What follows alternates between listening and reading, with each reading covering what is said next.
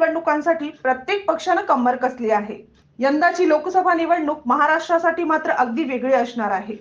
कारण गेल्या काही दिवसात महाराष्ट्राने राज्याच्या राजकारणाला अभूतपूर्व कलाटणी देणारे हादरे सहन केले आहेत।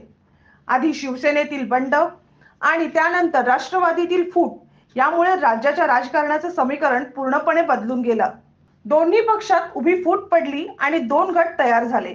त्यामुळे यंदाची लोकसभा प्रत्येक पक्षासाठी प्रतिष्ठेची आणि चुरशीची असणार आहे।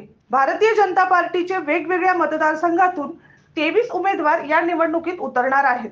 त्यांची यादी पुढील प्रमाणे आहे।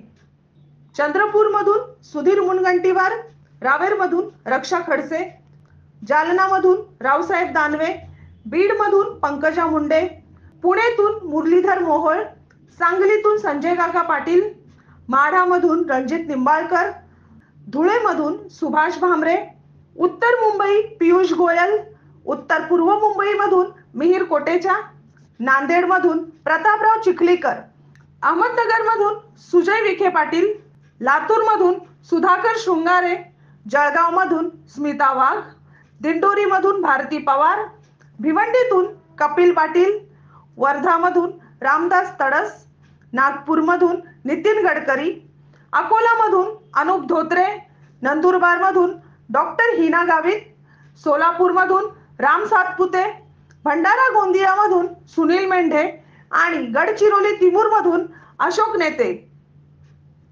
ब्युरो रिपोर्ट, प्रखर लोकमान्य। संपूर्ण महाराष्ट्रातील परखड बातम्या पाहण्यासाठी आमच्या प्रखर लोकमान्य न्यूजला सबस्क्राइब करून बेल आयकॉनवर क्लिक करायला विसरू नका।